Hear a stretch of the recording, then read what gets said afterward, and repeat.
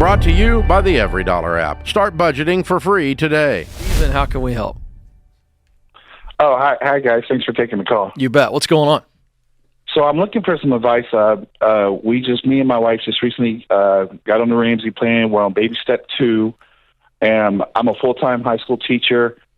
And I've taken a part-time EMS job when I'm out on vacation and on the weekends and stuff. And I do some food delivery to try to just pack as much money as we can to this debt. Wow. But I'm afraid that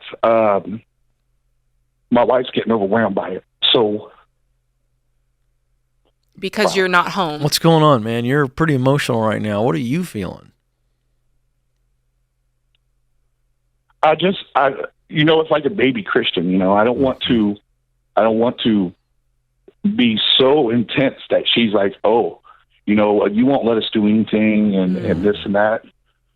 What's going on? I don't know how to have that. What's she saying? Have that conversation. Well, take us to what's going on with you guys relationally. What are you feeling from her? What are you hearing from her that you would call us about this?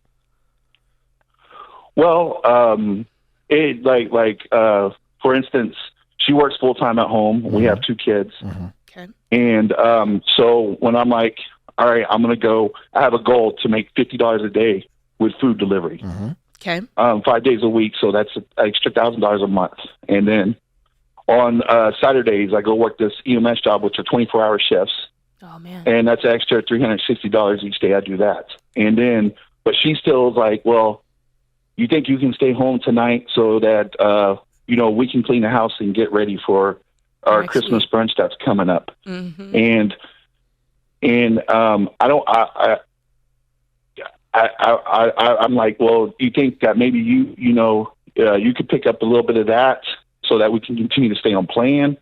Okay, I see what's going on here. And then I get kind of negative feedback. Well, so now you're not here to help around in the house and stuff like that. And I let me ask a couple clarifying questions. When you said she works full time, does she work full time as a stay-at-home mom, or does she work full time at a job that is work from home? Yeah, a job that work from home. Okay, but the kids are also there too, so that kind of falls on her as well. Right, when they're not in school. Like right now, we're on Christmas break. I totally get that. Okay, and then can you tell me how much debt do you guys have? Because I'm trying to understand. I mean, I get the intensity, but I just want to get a bigger picture. Okay, so we have about $26,000 in cars and credit cards. Break it down. And what's the cars and what's the credit cards? My wife's car's almost paid off. It's got $3,000 left. My truck's got $11,000 left. And then we have about $15,000 in credit cards. Okay. And then another $10,000 around that I owe to my mother-in-law. So to my stepmother, what's the payoff date if you didn't miss any night scheduled? You've got this thing figured out. If you stay on this pace, what do you anticipate the day would be? How far in the future before you pay off this debt? I told my wife we can do it in 6 months. Not our house. I have a house. Sure. Uh-huh. So let me just tell you, hey, 23 on that. So Steven, man to man here. I love this intensity, but this is a 6-month window. It'd be different if this were a 6-year and you guys had to be that intense. I love the intensity. I think you have to downshift in moments like this. When your wife is giving you the signal, you read it, man. You've been married long enough, going after it. But if there's a holiday party in the situation you gave us, I think the answer, and this is not criticism, you called. So I'm going to tell you as a dude, just my take here in that situation, you take the night off from gazelle intensity and you jump in and help her out. Mm-hmm. I think if you guys were in much bigger debt and it were far more intense, I think there's a conversation to be had to say, hey, babe, I got to do this. We got to be all in. But I think given this situation, I don't think this is 3 or 4 nights a week. I think you sit down with her and go, hey, I'm doing this to sprint, hang in there. But if you need that kind of emergency situation, raise your hand, and I'm going to be more sensitive next time, and I'll jump in. That would be my take in this situation. What's you guys' combined income yearly? You mentioned all the things you're doing, but what does that amount to? So that's recent, the EMS job and stuff. But so right now we make about 110 gross together, just at our regular jobs. and I'm looking to bring in. I got planned to bring in $3,000 extra a month, so about $30,000 more, so maybe about $140,000. Fantastic. If I stay on this track. Okay, so you're basically saying our normal budget stays the same, and I'm side hustling to pay off. I get it. That caused a little trouble too, because then we stripped the budget way down as well. We cut off some streaming services. Well, that's what I'm saying. It almost needs to be one or the other, because you've got $39,000 of debt, and you just outlined a plan where you're side hustling to bring in an extra almost $40,000. So if the side hustling alone is paying off the debt, then like I'm trying to find a way where you guys can balance this out a little bit more. Does that make sense? Because if I understand. If you're going to bring in $40,000 a year and this is a full year play, as opposed to you just trying to, like, to Ken's point, just squeak this thing out in 6 months, I do think that, if you can get her on board, fine. But like Ken said, if she's having these moments where she's throwing a flag on the play, like, listen, we haven't seen you. We don't even remember what you look like, dude. Like, you do have to cool out for a minute, right? Yeah. And I think that I think there's room for you to take the pedal off the metal just a little bit. Yeah. Right, great. Because I don't want to burn her out. So I guess that's very what smart. I was looking for to say. Your instincts are right. Yeah, she's like a baby bird. Sometimes you got to get them to keep coming to you. Stephen, I think your instincts are right. You called us. We're validating your instincts. Your instincts are right. You're pushing really hard, and it's affecting her. And you don't want to lose her in the midst of this cause. The cause is not as important as her and the kids. Right, so, because it's not. At that point, what's the point? Especially during this season. That's right. But listen, my man, she seems to be all in. We heard no signs of her not being all in. It's just, hey, we got a holiday party and I'm swamped with the kids and I'm exhausted. I also think it's important for you to show some appreciation to her for her being all in. And you know what? Maybe take a night coming up in the next couple weeks and totally surprise her and say, hey, babe, here's a little money that I've been making on the side hustle. Go out with some of your best girlfriends. Have a nice night. I'll take care of the kids. All right, Ken Coleman. Do you know what? I mean, what do you think, Jade? I think that's a teamwork play. That's a teamwork play. Because I'm honoring all the moms out there, because my wife has done both. Stacy has fluctuated between being a work out of the home and a work in the home. Notice I say work in the home because that's a lot of work. And there are times where it's really good, guys, for us to just acknowledge the partner in the situation and say, hey, you know what? I appreciate you being on board.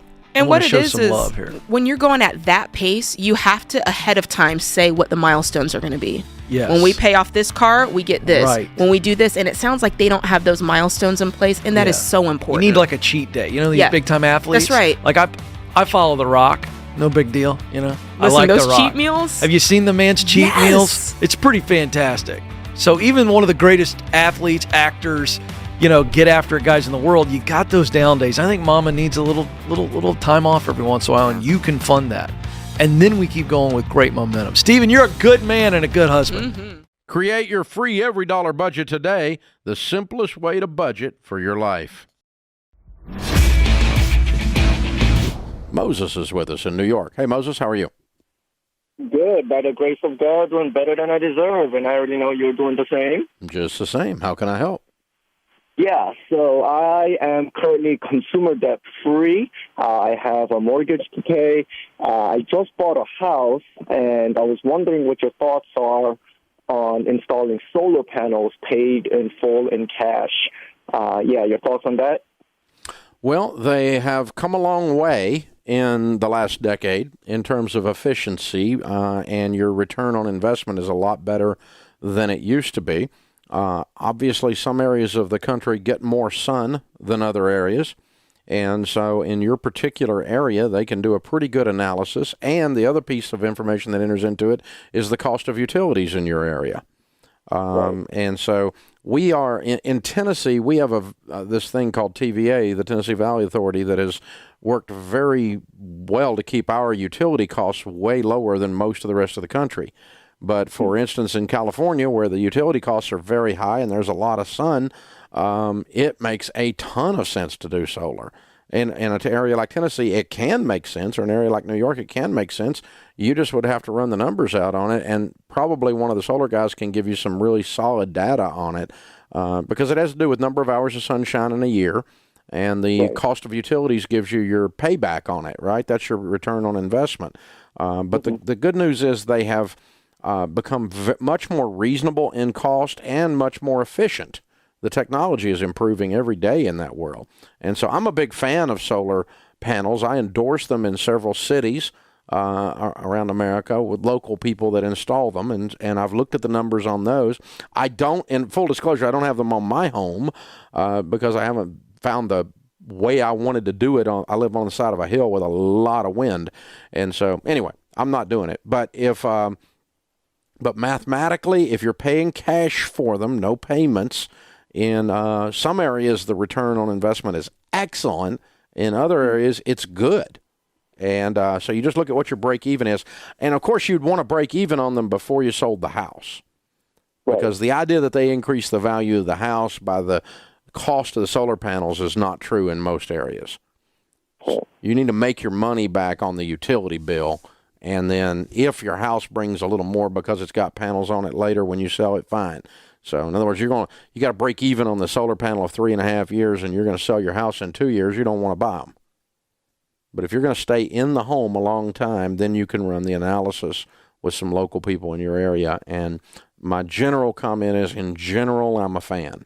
In some areas, I'm a big fan of the math. Hey guys, thanks for watching. If you enjoyed this video, click the subscribe button to get the latest content and check out these other great clips from the show.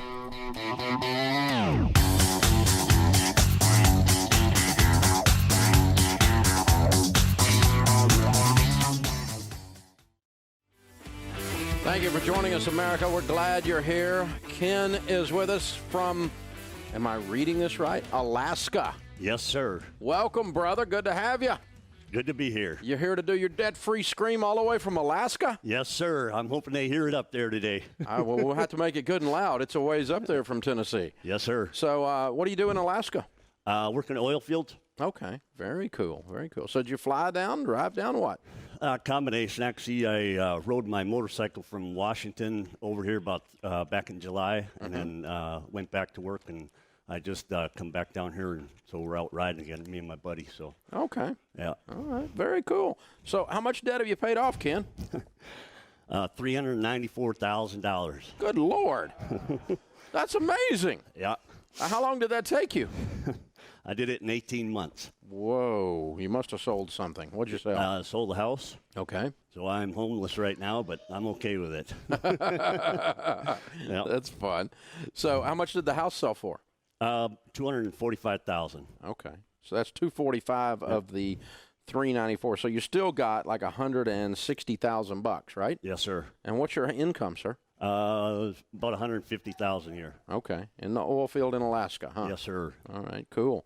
So how did you do the rest of the $160,000 in 18 months, making $150,000? Well, my job is a 2-on, 2-off schedule, so we work 2 weeks on, 2 weeks off, and I ended up doing 3 weeks on, 1 week off. And my week off, I didn't go anywhere, I didn't do anything. In fact, I picked up a little extra cash washing cars in my brother's garage, detailing and stuff, and so I just went gazelle, man, like nobody's business. So you just went crazy. So what kind of, other than the house, what kind of debt did you have? I had taxes, credit cards, furniture, a motorcycle, snow machine, and a couple lines of credit. What's the dumbest thing you ever bought? Well, I don't know. Lots of stuff. Okay. What happened 18 months ago that made you decide you needed to get out of debt and could get out of debt? I'd actually gone to Michigan to see a buddy of mine that was dying.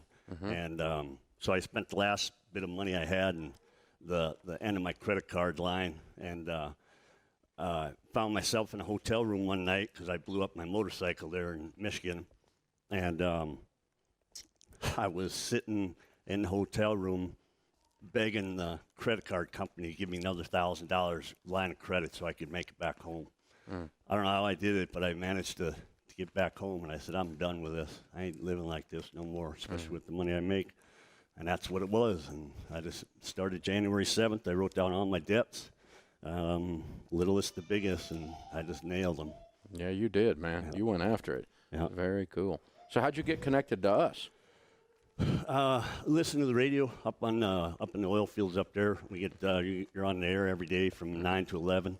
All the boys are up listening right now to me. So Oh, cool. yeah, and that's how I got hooked up with it. And a buddy of mine kind of got me, steered that way too. So yeah. But you had to have that moment in that hotel room where you said, I'm sick of this. I'm too old to be living like this. I make too much money to be living like this. It's time to fix my life. Amen there. Good for you. Yes, indeed. Proud of you, man. Thank you. That's very, very neat. Yeah. Very cool. So what do you tell people the secret to getting out of debt is, Ken?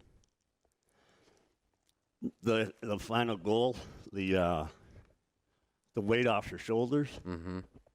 It's like freedom. Nobody owns me no more. Have you ever been without debt? Yeah. When I first started in the oil field, I got out of debt, and then I just got caught up and went normal. Yeah. And buried myself, and I don't think I'm that normal anymore. No, you're not. That's for sure, brother. Yeah. I love it. Yeah.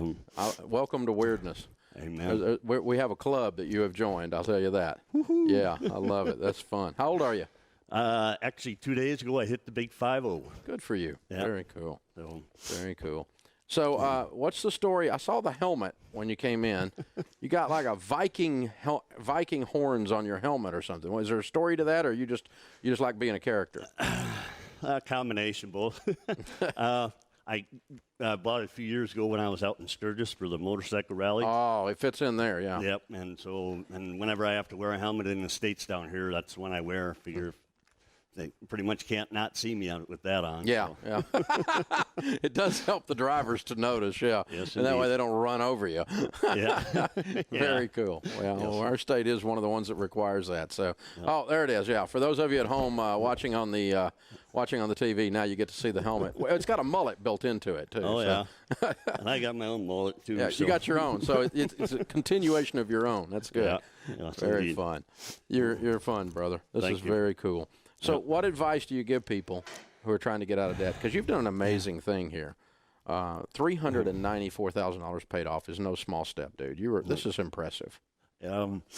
It just got to hold on to that light at the end of the tunnel, and when you get there, you go, "Oh, it's so worth it." It was amazing, and the guys at work, kept telling me I was crazy for doing them long hitches, 3-and-1s, and not doing anything else. You're crazy, and I'm telling you, I'm getting this done. I'm doing it. And well, when I paid that last one off and the release, I mean, it was just there's nobody owns me. That's just amazing, and my bank account's been going. Yeah, it goes crazy because you got nothing to do with it now. Yeah. I mean, Yep. you make $150,000 a year, no payments, you get some money piled up pretty quick. Yes, indeed. That's I have beautiful. been playing a little bit since then, no, but Well, you've earned it. You live like no one else. Later, you get to live like no one else. Yep. So I get back in the game here and a little more normal here when I get done. As far as your life goes, but you won't ever be normal financially again. No. So you cut up all the credit cards, of course. Yes. First thing I did, and well, that was fun. I like that. Yeah. No that's more. fun. Yeah. So tell people how it feels to be free. You'll hear in a minute when I do my scream. All right, that'll do. All right, Ken, you're a lot of fun, man.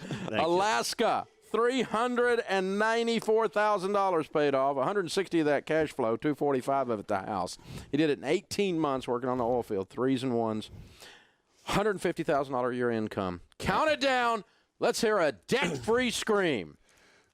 3, 2, 1. I'm debt free!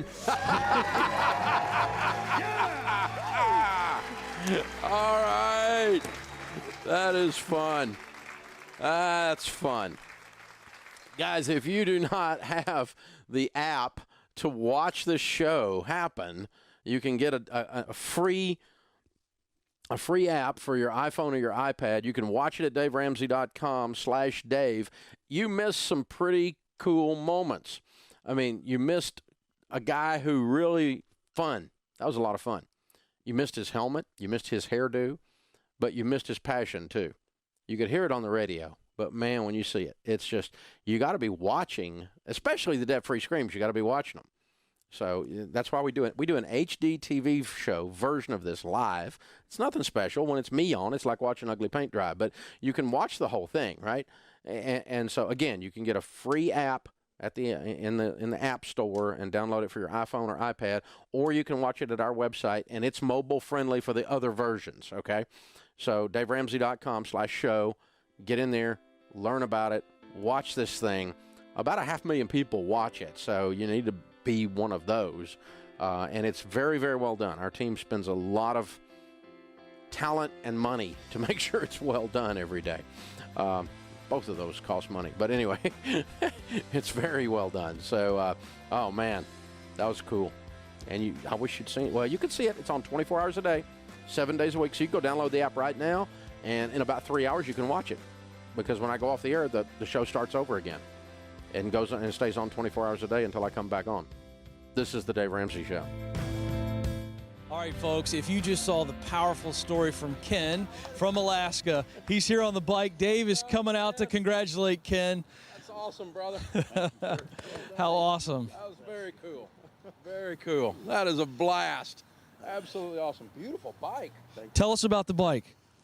Actually, it was one of my debts that I paid off quick. It's a 2010 Road King, and I didn't change a lot of just handlebars, and I just love riding. It's my life, and so now I got total freedom. Yeah, thank you. Yeah. The helmet's coming. There it is, folks. There's your special treat. You're going to see this. Hey, come here for a second, Dave, real quick, because he was overcome with emotion as he was sitting here, folks, waiting for us to come back live, and he's sitting here. And I just want you to share, you said it was amazing, that you don't owe anything to anybody. Nobody owns you. But now the release. What's going through your head and heart right now? Just racing, just overwhelmed and want to break down. Yeah. That's huge. Yeah. Dave, what's it like to see a powerful man like this just realize the sheer emotion of the journey? Look at the emotion. It's unbelievable. Fun. Yeah. It's fun. It shows that there's more to this than just math. Right. This is not just a math problem. It's not just a money thing. Because as what he kept saying over and over is right. I mean, the borrower is slave to the lender. You don't own me anymore. Yeah. Nobody owns me anymore. Yeah. And it feels different to ride a bike down the highway, man, when you don't owe anybody. It does. That's a real freedom. That's very cool stuff. So. And for those of you watching out there on your journey, if you see the emotion right here, this is what it looks like and feels like. Get out of the way. Yeah. Yeah, that's true. So here you are. All right. So now you're an oil worker. I really want people to understand how hard work the oil fields are. I mean, how tough just physically is this kind of work? It's pretty demanding. My job is not quite as demanding physically anymore, but it's still busy. It's a lot of long hours, minimum 12-hour days, a lot of overtime, and we sacrifice a lot. We're gone from family and friends, for that time that we're at work, and we're actually in the Arctic, 200 miles above the Arctic Circle, so it's not uncommon for us in the wintertime to see 30, 40 below and have to be out working and that stuff. So it's, so the sacrifice and get to where I'm at was huge. Well, it's so great to see this. So we gotta ask, are you going to drive this all the way back? Do you stop in Washington, fly back? What's the journey now? I gotta work with a lot of friends that commute back and forth from Alaska and live down here in the States, and I'm just going riding and enjoy some time, some freedom, some real freedom now. That's got to feel good. You're out on the road, but you're really free. So are you just going to take off? You're going to go a couple of days? What do you think's next, the actual next little stop here? Any idea? Downtown Nashville, live it up tonight. There we go. We're going to celebrate in Nashville. That's fantastic. Well, thank you so much for sharing a part of your story. This is cool. This is what we've all been waiting for here. People want to make fun of me because this helmet's amazing. Tell us about the helmet while I put this on super fast. I got it actually 20 years ago out in Sturgis, and one buddy got one, and so I got one, and if I got to wear a helmet. Brought to you by Y-Refi. Refinance your defaulted private student loans today at yrefi.com/Ramsey. All right. Today's question comes from Tarek in Washington, D.C. He says, I understand your advice that a house payment should be close to a quarter of your take-home pay. However, if someone is a high-income earner, say $20,000 a month, couldn't the percentage be higher? If the mortgage were 40%, that would still leave $12,000 a month for all other expenses. Would a sliding scale be more applicable depending on income? For this, you want to buy a bigger house. He wants to buy a bigger house. I mean, that's probably, Dave, there's probably a point where it does run out, right? Like when you're really just Dave Ramsey. I could see I don't have a house payment, so it doesn't that's work true. that way. But I mean, there could probably be a point where it doesn't hold as much water. But I think at that level that you're talking about, it still does. Because really, the way I think about it is all of these percentages as a whole. So if you say, okay, 25%, that's going to my mortgage. And then, at some you're going to need to be investing 15%, into at least 15%, right, into mutual funds. Then if we say, generosity is important. So you're going to be needing to do 10% there. And let's just say, now you're in baby steps 5 and 6 too. So you've got kids' college and maybe you're paying extra towards the house. That could be another 10%. So now we're at 60%. And we really we haven't gone on vacation. We haven't just been living life. So you see that the money goes very quickly. And that for me is why 25% is, it makes it to where that house is a blessing and not a burden. And when you start creeping above that, you will find, especially depending on season of life, you will find that it's too tight to make everything work. If you're trying to cash flow college, if you're trying to cash flow daycare, when you are out of whack in those areas, you will feel it very quickly. And that for me is a real time example of that. Yeah. No, Tariq, a sliding scale would not be appropriate. A percentage is appropriate because a sliding scale would make the assumption that you're going to keep the stupid mortgage. I want you to pay off the stupid mortgage. Mm-hmm. And if you keep the percentages down, you can pay off the stupid mortgage. We're not keeping it. It's not a pet. We're not trying to manage our debt. We're trying to freaking kill it. So that changes the discussion, dude. If you want to keep it around like a pet, then a sliding scale would be applicable. But wealthy people don't do that. Wealthy people pay off their mortgage, as is told to us in the data when we studied more millionaires than anyone else has ever studied in the Ramsey Research Project. They pay off their mortgage, Tariq. They don't keep it around and manage it. So, no, you just want a bigger house. That's all it is. No. And get your stinking debt down and pay it off and kill it fast. Then you can build wealth and do anything you want to do at that point, from that point on. Yeah, because you're just looking at the numbers and you're going $12,000. I'll still have $12,000. That's a lot of money, but you're not thinking about all of the other things that you will need to do with that money. Like that make throw that money at the debt, so you kill the debt. That's right. Instead of it's not. We're not trying to manage this. Mm-hmm. Why refi? Refinances delinquent private student loans for struggling borrowers. Learn more at yrefy.com/Ramsey.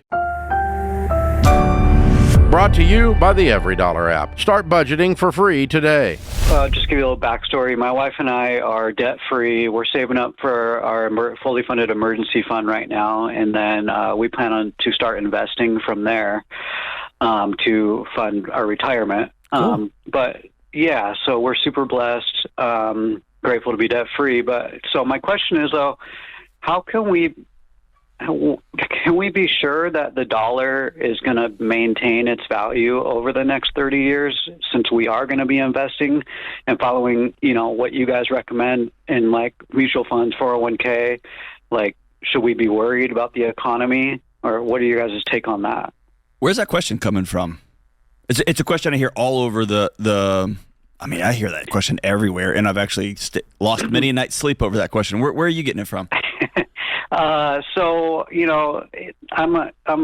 have some friends, and they're talking about, Bitcoin and all these cryptocurrencies, and I'm not going that route, but I don't have when they say, well, what about the dollar? I don't really have a good answer or a rebuttal as to why dollar is going to, maintain its value over something like cryptocurrency.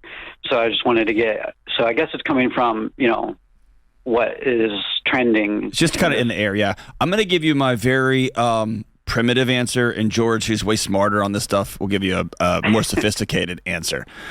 Okay. can I guarantee anything over the next 30 years? No, you can't. But here's what I can guarantee you.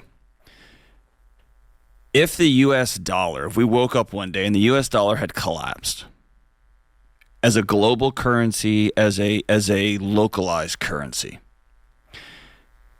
Bitcoin would not save you. Having an alternative, we've got this special email account with these special zeros and ones and zeros in it that say it's worth stuff. Because the world's debt is in U.S. dollars. Bitcoins are bought and traded in U.S. dollars. Everything revolves around that. And so when people are calling for the collapse of the dollar, I can't guarantee you it's not going to happen. What I will guarantee you is you'll be fending off your neighbor because they're going to be trying to kill you for your water.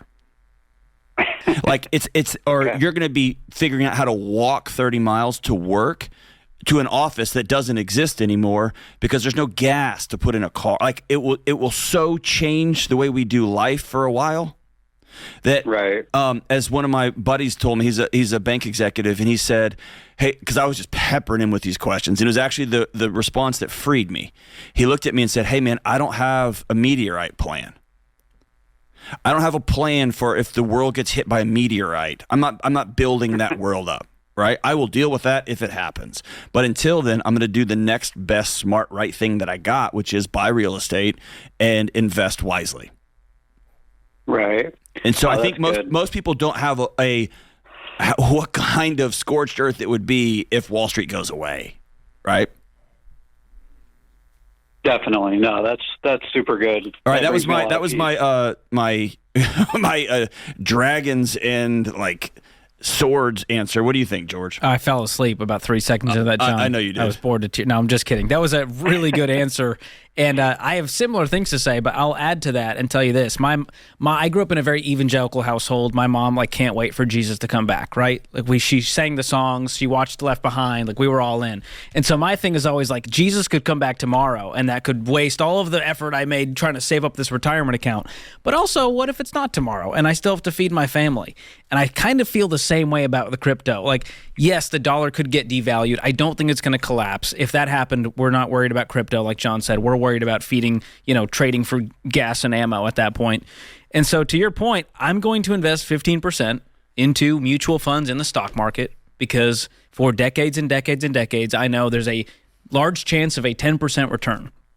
With crypto, I'm losing sleep because 24/7 that number is moving and the goalpost is moving, and now it's down 50%, but now it's up 1,000%. And what if I had just gotten in? And instead, I just want to live with peace. I want to sleep well at night. I got to go to work in the morning. And so for that reason, it's fine to keep those friends around. They're probably good guys, well-meaning, who want to take care of their families too, but it's not a peaceful way to live. And so for that reason, it's fine to put fun money in Bitcoin, but I'm also not going to do it under the guise of my paranoia apocalyptic plan that I'm going to be the one to survive it if I put money in crypto. Hey, Joseph, I'm going to ask a question on your behalf to George. Is that right? Okay, he's smarter on this stuff than I am. Yeah. George, I remember doing an event with Jocko once, and at the end of the event, he said to the audience, we were both on stage there, and he said, we talk a lot about military stuff. We talk a lot about might and our Navy SEALs ability. But he said the thing that the U.S. has is the small business. It's the economics, the economy. Oh, yeah. And as I dug into that, because I started asking people, is that true? That sounds good from a stage, but is that right? And what one finance wizard told me, and again, I'm asking you because who knows, but said when a country says, we're going to devalue the dollar, and they have bought U.S. treasuries, they have a vested interest in the U.S. economy, that they actually are going to lower the amount that we owe them. And so the advantage we have is if a country's we're going to try to crash the dollar, then the investments that they have made go away. Right? It hurts them financially. It hurts them significantly. And so my understanding is the world's debt essentially traffics in U.S. dollars. And so if a group of countries get together let's crash the dollar, you can do that. And it may be maybe to your advantage over 100 years, but it's going to be ugly, right? Because you're crashing the amount you're actually owed back. Yeah. And as much debt as we have a lot of friends out there, John. And so they go, hey, that's my friend. You don't mess with them because they're protecting us. And so you get into geopolitics and economics. And Joseph, I'm not smart enough to answer that question on that end. But I just tell you what I do, what John does, and that's investing in our 401ks and IRAs, paying off our houses, and sleeping well at night, not looking at our investments 24/7. That was Joseph and George. That was what ultimately, when I was where Joseph was, I was spinning out, man. I wasn't sleeping for weeks. I was asking everybody all the time. Ultimately, I came to, what can I control here? And if it all goes away, if I don't owe anybody anything, then there's not going to be somebody knocking on my door and say that's mine, right? Whether it's a car, whether it's a house, whether it's land, whatever it is. If I don't owe anybody anything, then there's not going to be somebody might try to come take it, but they're not going to be saying, hey, that's actually mine. Yeah. And that, to me, feels like the smartest hedge is, I don't owe anybody anything. Let's start there. Joseph, thank you for a great conversation, man. Hope it helped. Create your free every dollar budget today, the simplest way to budget for your life. So, Fox News article, some of you have seen it and been sending it to me on Twitter.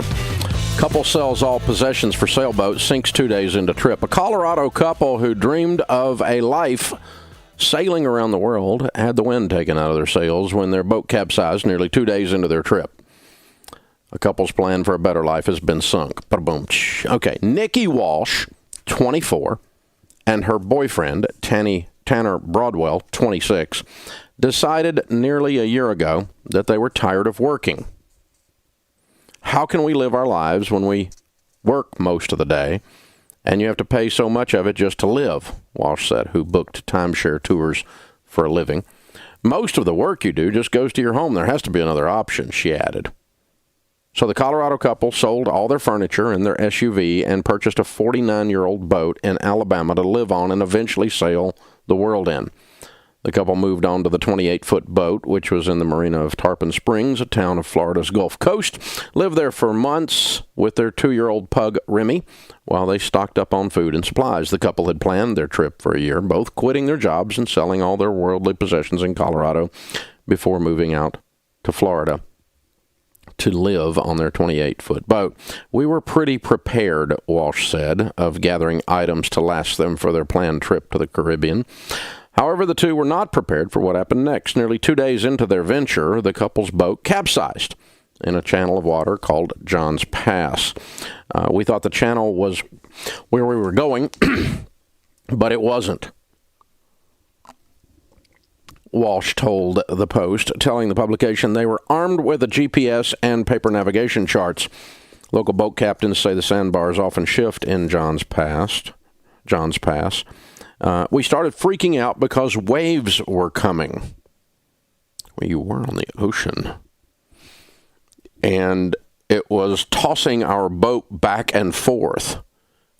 You wanted to sail the world. Broadwell was near the rear of the boat, holding on to Remy when the trouble hit. My hands were shaking. We were terrified. Before abandoning ship, Walsh said they grabbed some clothes and important documents as well as things for their dog. I also grabbed Remy's food, just about everything he needed, said Walsh. He doesn't deserve to go without his favorite toys. Walsh admitted she and her boyfriend, who used to drive for Uber, were new to sailing. Yeah, I think. Once the boat flipped, the couple lost all their material possessions. I shouldn't be laughing. This is a sad story. The pair said they have $90 and no jobs and no boat insurance. What? I thought you were prepared.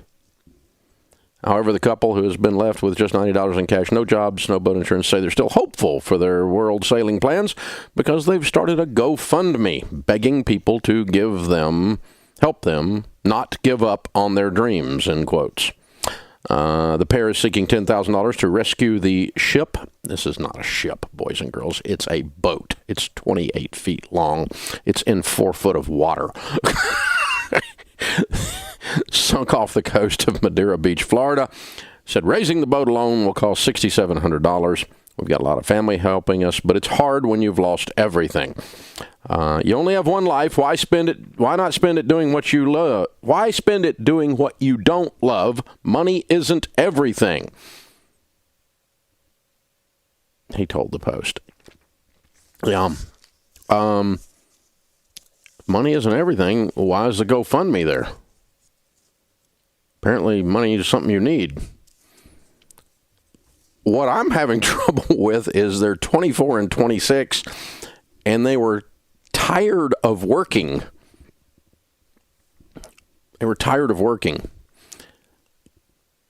I mean, if you were 44 and 46, 54 and 56, or 64 and 66, but you're 24, you haven't been working long enough to be tired of working. It's impossible.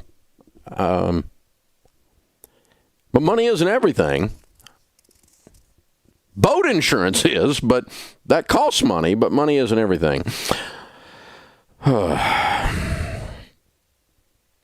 Yeah. So, this is so hard to not be harsh. I just want to be funny instead of being harsh. But it's so sad. Because I got to tell you, I've done so many stupid things in my life, and the list of stupid things in this story is so long. And every time I do something stupid, you know what it does? It brings me pain and costs me money. And that's what happened to these guys. So my prayer for them is that no one gives them a dime for their GoFundMe account. Because these two really just don't like to work much. They're not very responsible. When we get off the boat, the main thing we do is we save the pug's toys. Because the pug doesn't deserve to be with you people. You're irresponsible. Pugs are great. I like pugs.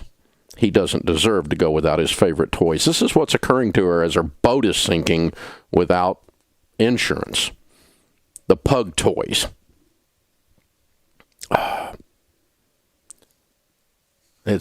Somebody will give money to this GoFundMe, I'm sure. Because you only have one life. Why spend it doing what you don't love? Money isn't everything. No, it's not everything, and you shouldn't spend your whole life doing what you don't love, but unless, your goal is to not work, ever. And have other people give you money so you can sail around the Caribbean and call that fulfillment. That's not going to work out for you. I can't imagine having a 24-year-old daughter and coming in and telling me, "Hey, Dad, my boyfriend and I are going to the Caribbean. We have no clue what we're going to do, and we think we're prepared, and we just don't want to work much." It would just break my heart. Because here's what's going to happen. These people are going to it's going to take them a decade to recognize that they're going to have to work. Work is not a bad thing. Work gives you dignity. Work is where money comes from, not GoFundMe. And, and if you call yourself prepared, but you have no idea how to sail, and yet you're sailing, and you forgot to buy insurance on your boat or just chose not to, you're what we call sunk. Right? I mean, really? Oh, gosh. So I hope they, yeah. The problem is your dreams become your nightmares when you don't know how to live life like an adult. That's the problem. And adults devise a plan and follow it. Children do what feels good. These are a couple of children. And I'm not making fun of them. I'm not picking on them. It's just sad.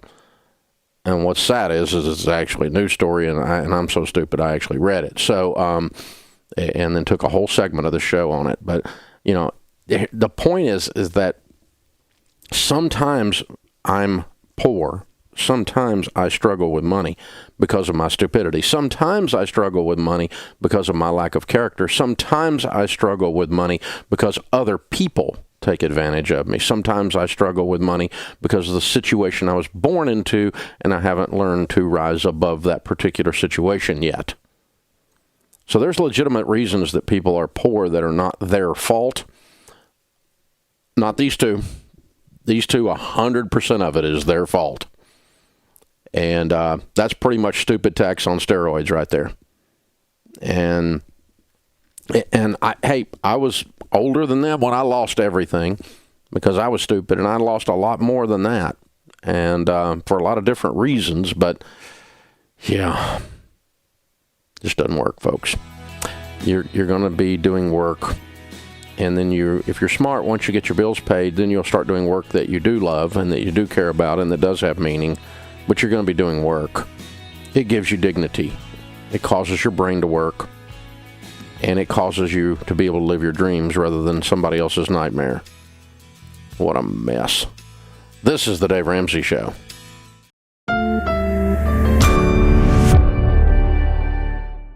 If you haven't heard, there is a problem for the millennials. Big. George. Dave, I've lost It's a so much millennial sleep. weight loss program. There's an avocado ban on avocados coming in from Mexico. So It's a healthy fat, Dave. It's a healthy I know, fat. but I'm just saying millennial avocado toast is toast until we get our avocados back. And so, oh, wait! It's been reversed. That was Friday. On Friday, they lifted the ban. You're going to make it, George. You're going to make it. This is the best news I've read in a long time. Because, I mean, you had lost like a half a pound. I know it was you getting had. dangerous. And you didn't have a half a pound to lose. No. So this is wild. So Mexico supplies about 80% of the avocados eaten in the United States. There was a ban, and it's been lifted. And it's stemming from purported threats to a U.S. inspector in the Latin American country. Shook a bill. So the cartel got after a U.S. inspector hanging out down there, gave him a little one-up, and he shuts down $1 billion worth of avocado toast, buddy. I'm just saying, this guy's got power. I'm in the wrong industry. What's your son do? He's an avocado inspector, but he actually runs the entire economy of Mexico. $1 billion worth wild. of avocados. So, yeah, of course, during the ban... You thought getting out of debt was a mean lucrative tweet. business. The mean tweets thing is coming back. During the ban, Kimberly, and I won't read your last name because I don't want people to come after you. That's not the spirit here. She might be 12. You never know. She might be 82. And in neither case would we want people to, bother Kimberly. That's right. She says, I bet you Dave Ramsey is super stoked about the avocado import ban. He's like, these millennials can't waste their millions on avocado toast anymore. There you go. See, I knew it was coming. I don't know how I got hooked up with that because I don't remember me saying that one. I don't think you That was particularly another did. financial guy out there in the space, and I think it might have been David Bach. I don't remember. But we've always used examples that say, okay, if you cut your spending by just a little bit and invest that, you will end up with money. We've said that long before millennials were born. We said that. And one example was always, if you cut out a cup of coffee, if you quit buying coffee, and then it became Starbucks, $5, right? Now it's with inflation, it's $8, but and then with a latte, it's $26. It's insane. And with universal life wage of $42 an hour, it's now $42. And if you Uber it and have it brought in by Uber Eats with the upcharges, it's $62. This is getting out of hand. Yeah, I'm just saying. But anyway, a cup of coffee, if you just said, I'm not going to spend that, instead I'm going to let that money accumulate into an investment, turns into money. It's a math example. It's not an actual suggestion that says you become wealthy by not drinking coffee or not eating avocado That's how millennials toast. took it. But somebody said the millennials were, back when we first started, everybody started griping about millennials. The millennial hate thing started, right? Like they're useless. They get participation trophies. They live in their mother's basement. All that stuff that was said about millennials, which is not true, by the way. No. But it was, and somebody in the financial world. It really wasn't me, I don't think. If you can find the tweet out there, send it to me. If I did it, I'll own it because I've said some stupid butt stuff. But do you think I said it, James? No, I think it just was a meme going around that... No, somebody picked it up off a meme. It was actually a guy said it. I'm positive. Okay. And then it turned into a meme, and then it turned into I said it. It got conflated with you. Yeah, I said That's it. how Because I culture tell works. people to live on less than they make. I tell them not to do foolish spending. And this guy's point was the millennials would be okay if they quit spending their money on avocado toast and put their money in a Roth IRA. And that's, absolutely not true. That doesn't work mathematically. But it's an example. It's a metaphor for control your spending. But then the millennials get all jacked up and entitled and are like, well, my avocado toast, Well, now they buy it to spite you. That's what they do. Well, I actually like it. People are hate buying avocado I never toast. had avocado toast until this whole thing got pinned on me. It's delicious. And I actually order it now. But I can afford it, so it's okay. New headline, Dave Ramsey orders avocado toast. That's shocking. That's it. Can you cover it with gravy? That's what I want to know. But yeah, okay. Red eye gravy, baby. All right. So I bet you Dave Ramsey's super stoked about the avocado import ban. He's like, ha ha, these millennials can't waste their millions on avocado toast anymore. Wow. So that's the whole story. Me getting pinned with this thing. I love the assumption that these millennials have millions, that they're just, I guess, collectively. Collectively, they're spending millions, maybe. Yeah. But we do love our avocados. Don't take those away Well, from us. so here's the thing. The mean tweets, we used to have to kind of, when Twitter was young, it was actually a conversation. Now it's just a bunch of trolls. It's just bots and trolls. It's deteriorated. It's just it's a pile of trolls. It's a troll pile. And so, but so finding mean tweets in the old days, it was 1 out of 500 tweets or something. But you could do a search the majority. Do a search on Dave Ramsey, and you could find mean tweets. All you got to do is open up now. It's not hard at all. Boomer. It's a fun you get anything or every possible name that you can call people. So James, if we're going to do mean tweets, they cannot. We can't violate the FCC rules on words said on the air, so we can't use a lot of them. We'll just have to bleep them. We can bleep them, and they have to be creative and funny and fun, not just like, oh man, not just hateful, not just angry. Basically, he wants you to be creatively mean. If you're going to be mean, do it in a creative way. If you want to make the show with your mean tweet, you need to be mean without unbelievable cuss words, because we can't use them. Yeah, that's true. We're actually on public radio. We'll get fined. The funniest ones were from the kids in class that were taking your curriculum. They were forced to go through the curriculum. Yeah, they're in, because 48% of the classes are teaching our curriculum in high schools now. 48% of the high schools are teaching it. So, they're making fun of Dave Ramsey. I go watch these videos.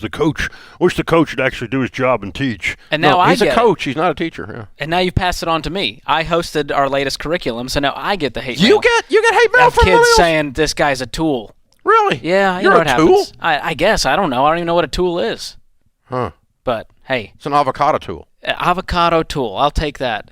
But the kids these days, avocado toast eating. They tool. think they're just posting into the abyss. They don't know that we can see it, especially when they direct message you, right? That's a whole different ballgame. Well, here's the thing. The problem, it's just the problem with this.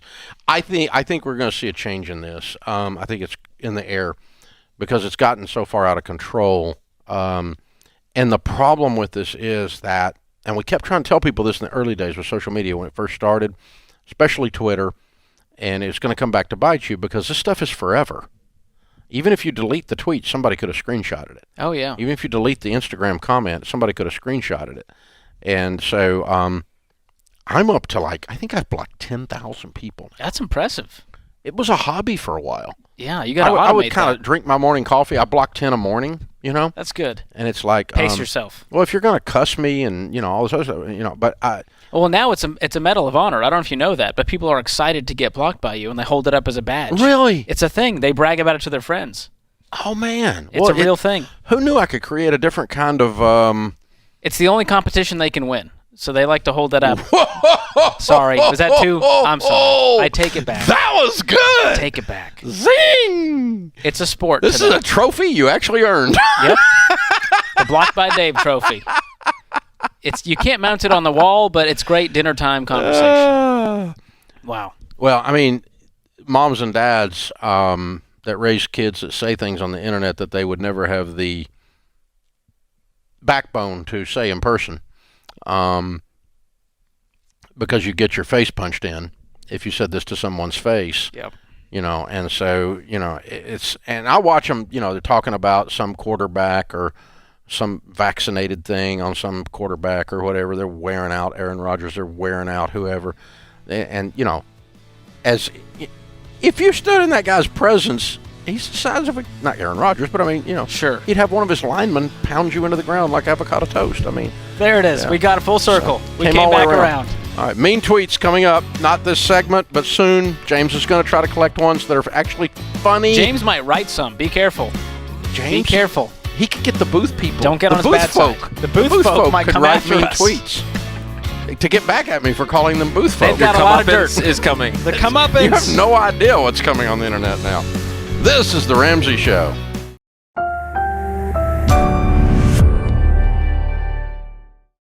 Cody joins us up next in Atlanta, Georgia. Cody, welcome to the Ramsey Show. Thank you. How are you guys doing? Doing great. How can we help? Hey, I'm trying to find out whether or not I need to pretty much sell my car. Okay. I played the credit card game pretty stupidly. Racked up, good chunk. Have paid it all off. Have about $8,000 in cash left. Have another, in total between me and my wife, $7,000 in student loans. And combined, we make about 80.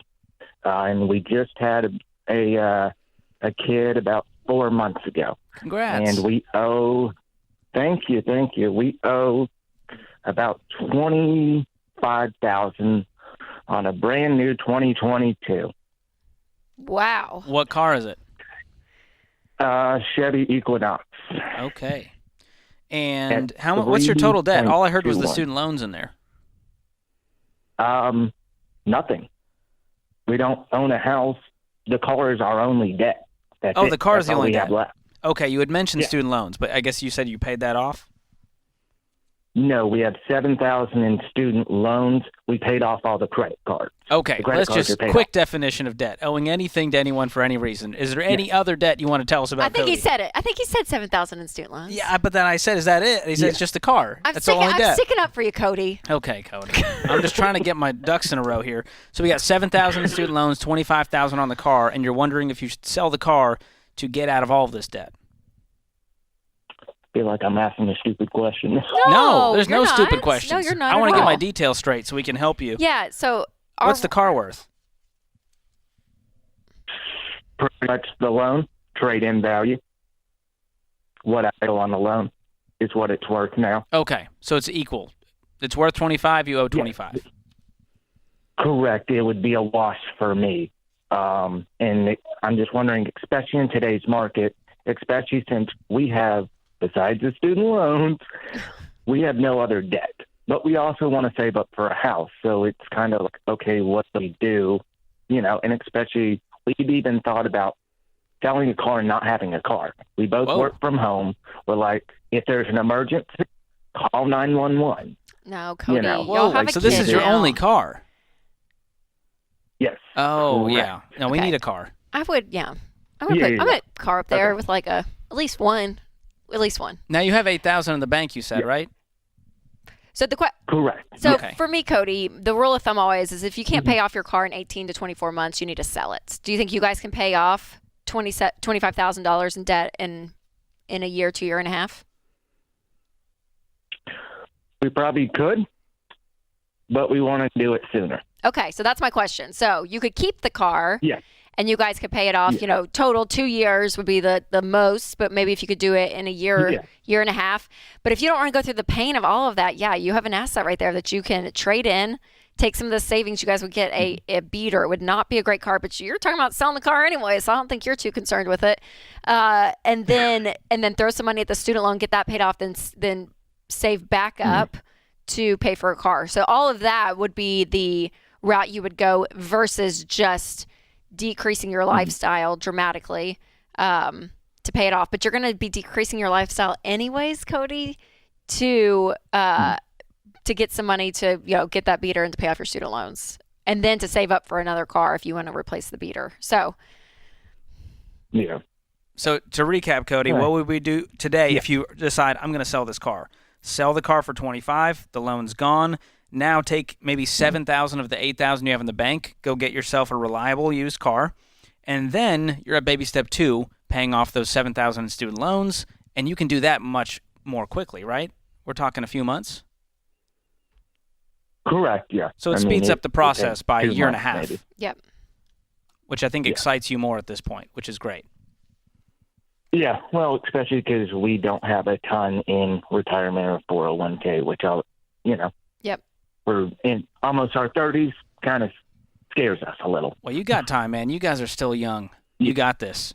So I think you know what to do. Anytime someone's willing to sell the car, I know. I'm like, all right, that's a hard emotional place to get to. And if it speeds up the journey, because the journey's tough, 2 years of really sacrificing versus for a car. Yeah. A car is a reversible decision in some points because you can just get rid of it. I can't sell my student loans. I can't sell the piece of paper and get money back. So that is the nice thing about that. But we're wishing you the best, Cody. Brought to you by the EveryDollar app. Start budgeting for free today. All right, so I'm 36. or about to be, and I want to propose to my girlfriend, but we disagree on finances. We agree on everything else. But the problem is I want to combine finances. She has a rental property, and I have a house. I just sold a piece of land that I'm going to walk away with $180,000. And I want to pay off my house. I have made a budget to pay off in about 4 years, and I want to rent it out and then buy a bigger house with her. And, I talked to her about, paying off my house quickly and then throwing a bunch of money at her rental and pay that off faster so that we have, more cash flow coming in from the two houses. Well, she wants, she said if we do get married, she wants to sign a prenup, which, I don't agree with. And I see no reason for it because, your asset base is fairly similar. Right. Okay. And so you're not ready to propose. Is her family wealthy? Hesitant. No. My Okay. family's got her beat on that half. Hey, Mike, how long y'all been dating? About 8 months. Okay. All right. You've got some more work to do on this relationship before it becomes a marriage. And here's why. Right.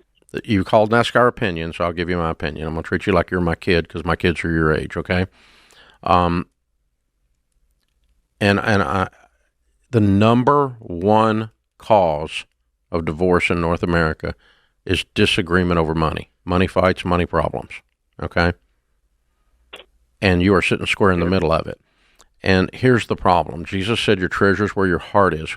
People spend their money on what they value. And Dr. John Deloney says behavior is a language. And so when she says, I don't like your plan, I don't like it so much that I want my stuff to be separated in a prenup, what she's saying is, I don't agree with how you're spending your money, and our value systems are not aligned.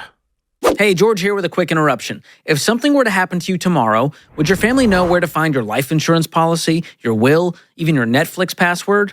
Well, Knockbox solves that. It's a kit that organizes your financial accounts, estate plans, and everything your family would need all in one place. That way they don't have to hack into your laptop or locate some long-lost thumb drive. So leave them a legacy, not a scavenger hunt with Knockbox. Ramsey fans get the best discount available at knockbox.com/Ramsey. That's knockbox.com/Ramsey. What she's saying is, I don't agree with how you're spending your money, and our value systems are not aligned.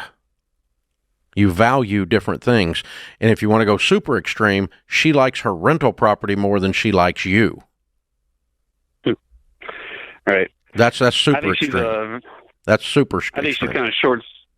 Yeah, I think she's sort of short-sighted in her views because all she has is her savings, which is $160,000. She says this is not a dollar amount thing. This is a power struggle, and we're not aligned on our values because you spend your money on what you value, and you value different things than she values.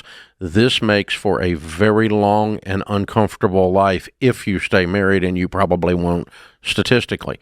So you guys have got to continue to have this discussion until we can come to some kind of mediated agreement on what we're going to do with our lives, and that we like each other, we love each other more than this stuff. Mm-hmm. Yeah, because the response to conflict can't be, well, then I'm just going to take my stuff over here. I'm going to take my toys and go home. The response is, let's enter into it and figure out where we both stand and how we can do this together. So that's, to me, that's a red flag. It's a no-go forward flag. It's not just a red flag. And I think a lot of don't go forward until you solve this. I'm not saying you have to break up with her, but please do not get engaged and get married because statistically you have almost no chance. Right. I think a lot of it comes from her mother. Her mom's always raised her, once you have kids, your life is over, even though she wants to have kids. And then her mom's, she kind of has the outlook of you need to like her mom, you need to have money to run away if something goes bad. Yeah. See, that's it. There we go. So we're already planning our exit, and we hadn't even gotten to the altar. Yeah, and she said she goes to therapy to work on all that because she doesn't agree with her mom and she doesn't like that outlook. But I think, they always say the apple never falls far. Well, it hasn't yet. It hasn't yet. It can roll away over time. It can, but it hasn't yet. But so because she's functioning in exactly the same fears. As soon as you bumped into, we're going to be closely and completely knit together with with the restructuring of this situation after we get married. The thing you proposed was very interwoven. It violated this keep things separate so I can bolt thing, and she retreated to a prenup. And all of that it's not an issue of the prenup. It's not an issue of the real estate. It's an issue of how the relationship's going, and it says you're not aligned. There are 4 things that if you're aligned on them statistically, you will have a 90% probability of your marriage lasting. Money, in-laws. Oh, wait, mother's involved. Okay. Children. Oh, wait, we're already talking about that and possibly disagreed. Okay. And, oh, wait, religion. That's the only one of the 4 we hadn't got to. And you've got to get some alignment on those things. So you guys have some work to do on the relationship. I would suggest some good pre-marriage counseling and see if you can begin to not only discuss where these fears and values come from, but which of them we're going to keep and which ones we're going to take forward into the marriage. It could be that you're a little uptight and spreadsheet dude, nerd dude, and you need to loosen up on that. That might be. I didn't hear that, but it could be. If you were going to fall on one side or the other, that's the side you would fall on based on talking to you. Yeah, it sounded like that. But it didn't sound toxic. But I think you scared her.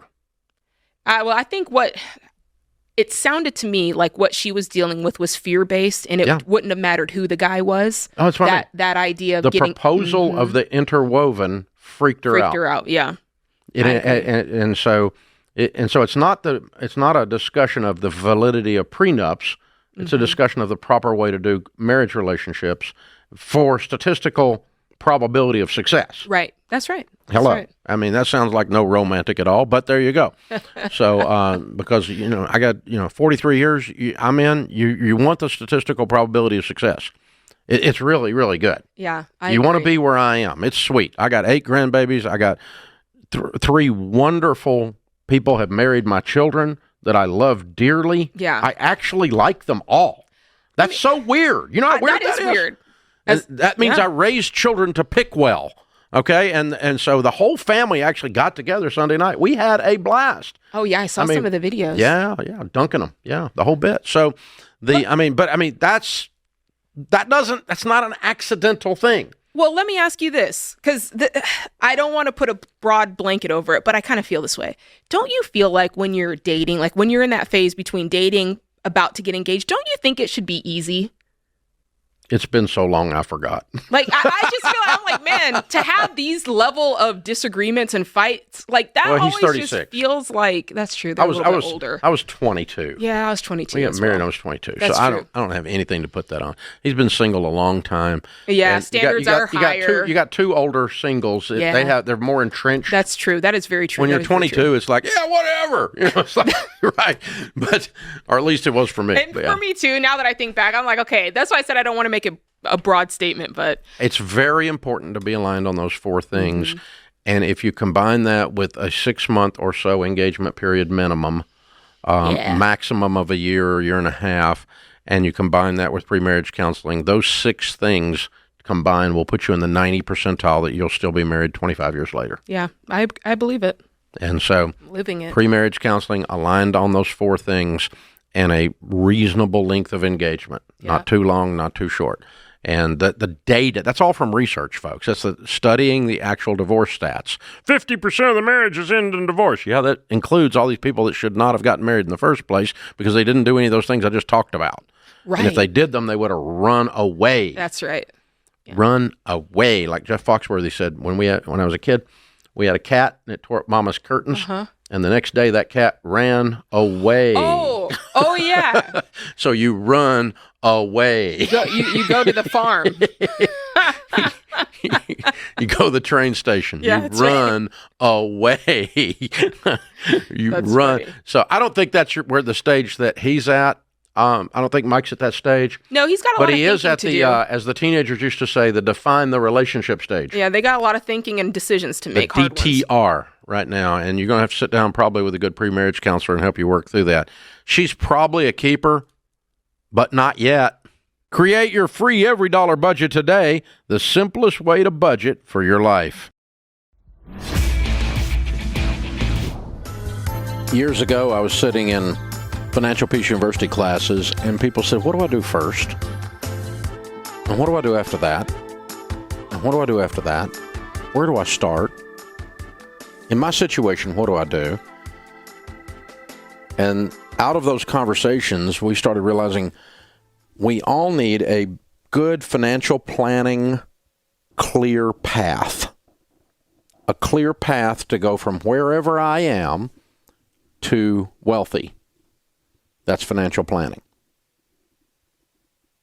Now, if you don't want to do that, that's okay. You probably shouldn't listen to this show. It's what we're doing all the time here. We're trying to take you from wherever you are to wealthy.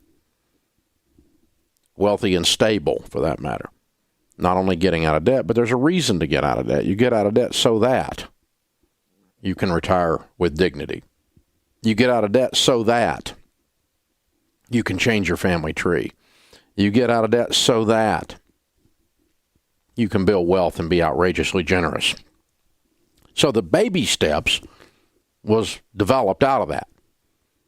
I didn't just sit around one day on my couch and go, we need 7 baby steps in the financial space, and I think I'll invent them. No, it's actually, I had worked with thousands and thousands and thousands of people, and I couldn't answer their question without digging into each and every situation and going, this is what you do, this is what you do, this is what you do. But we know you need to be out of debt and have an emergency fund. That's foundational.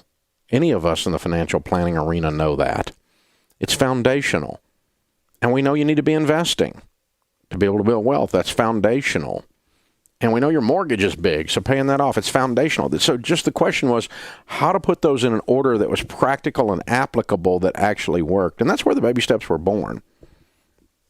And you know the reason that they've been so successful, why the book, The Total Money Makeover, which is basically the baby steps on steroids, why it's been so successful is because it's a clear path and it's based on basic financial planning logic. And it works.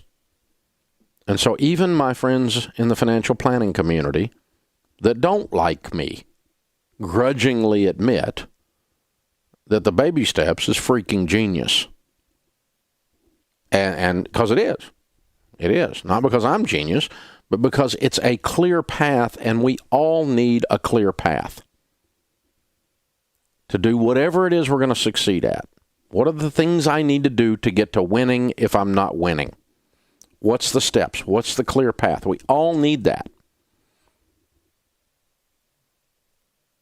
So to get you started on the right foot, we have the Baby Steps bundle in the store right now, which includes the Total Money Makeover. It includes the Retire Inspired audiobook, the Love Your Life Not Theirs audiobook, the Starter Envelope System, the Every Dollar Guide to Budgeting, and you get a free pass to the Smart Money live stream experience that Chris Hogan and I will be doing in Louisville, Kentucky on April the 25th. You can watch that event live stream as a part of this. This is a limited time offer. You can get all that for $29.99. That is a deal. DaveRamsey.com or call us at 888-22-PEACE, 888-227-3223. But the moral of this story is not the bundle. The moral of the story is develop a clear path to something. Find someone that has a clear path to it. You're wanting to lose weight? What's the clear path to losing weight? You want to improve your marriage? What's the clear path to improving your marriage? What do? Do this, and then find a proven process, a proven plan, and then don't try to fix it. Because if you already had it figured out, you'd already be there. So don't fix somebody else's clear path, somebody else's process that's already working. Have you ever had anything more aggravating than, a friend of yours asks you to lunch and says, hey, I'm having trouble in my marriage, what do you think? And then you tell them, and they don't do any of it. And yet you've got a great marriage and theirs is on the rocks. And you go, dude, the way you talk to her, no wonder. You treat her like dirt, man. What's your deal? And then you don't change. Nothing worse than giving somebody advice and they don't change. It doesn't do any good. It's wasting my time. I've had friends and relatives over the years that say, I want your opinion about this. And then they go do none of it.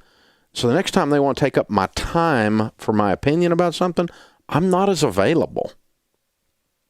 You know what I'm saying? So when you find something that works, submit yourself to it. Submit yourself to it. I have a friend of mine that is on a weight loss exercise program that is dialed in.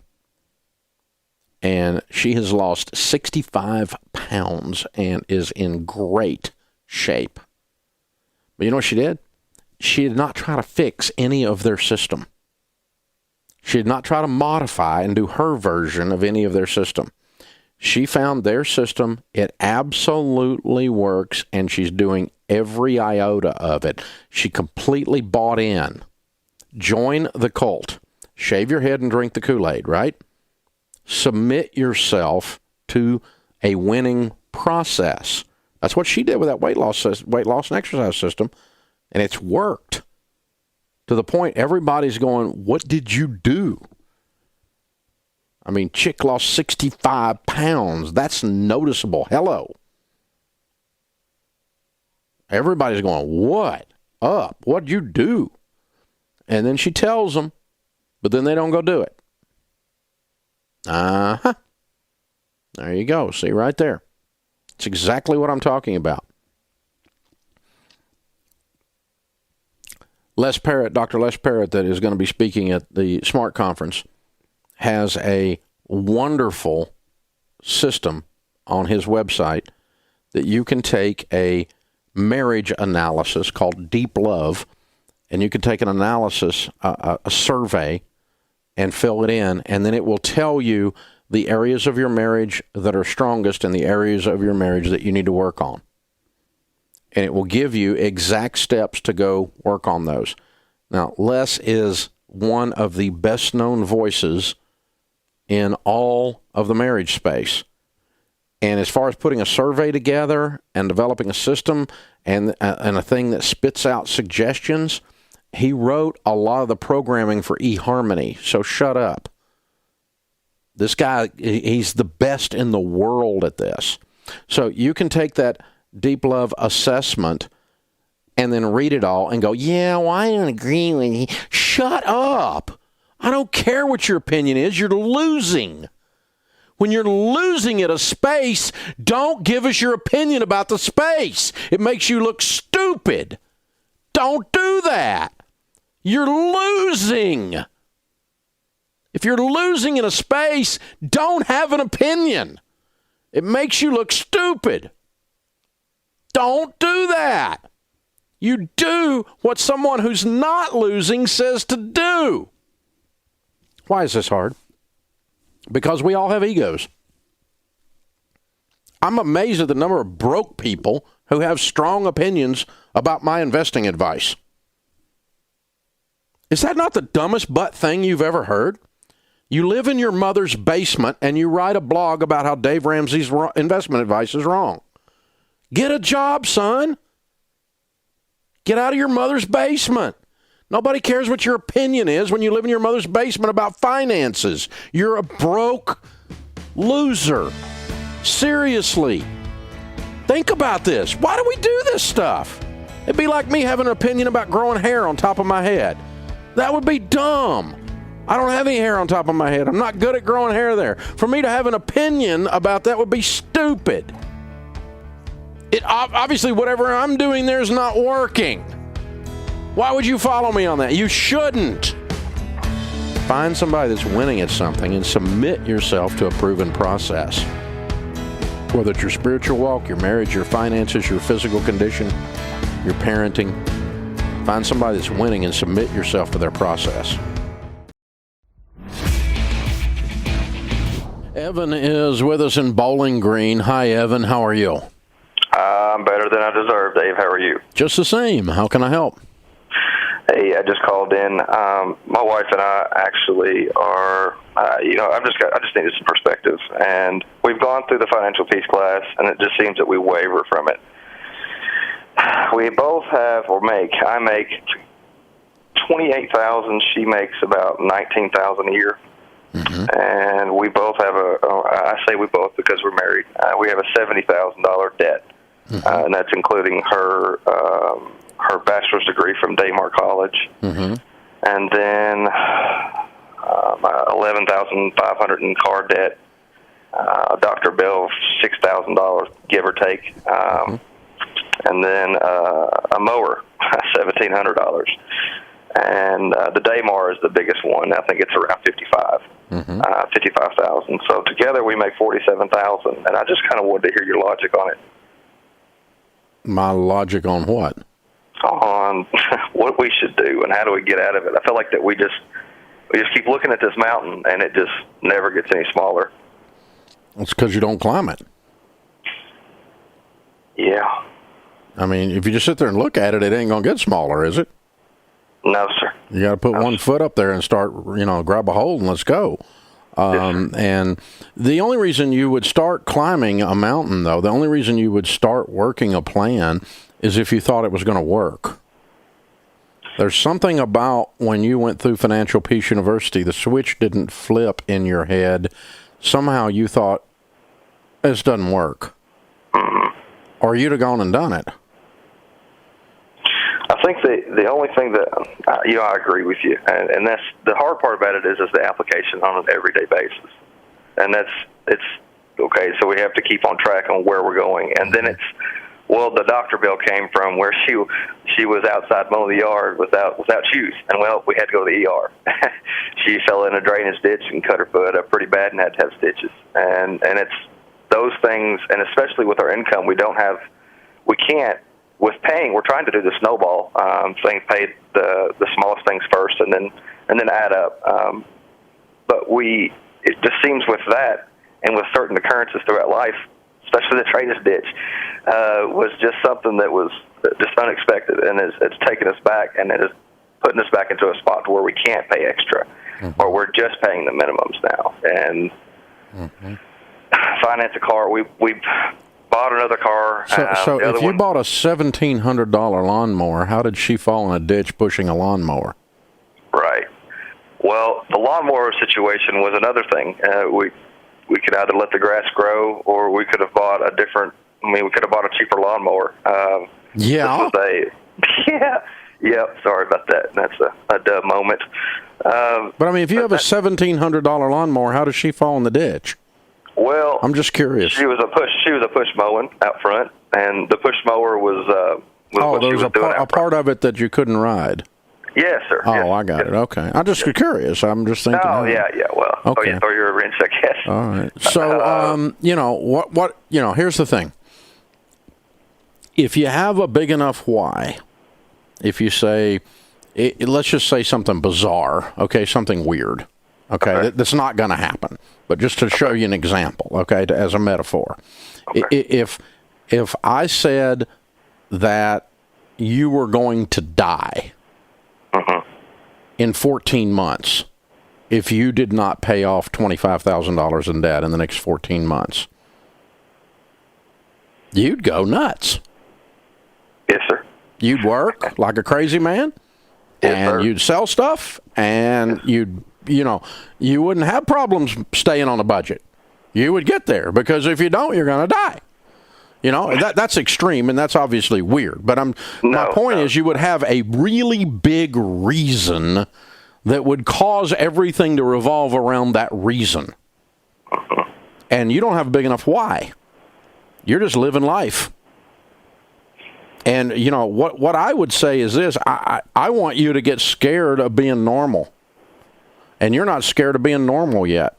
Enough to cut this crap out. I mean, cut your life down to nothing. Take 6 jobs, sell so much stuff that the kids think they're next. I mean, the lawnmower's gone.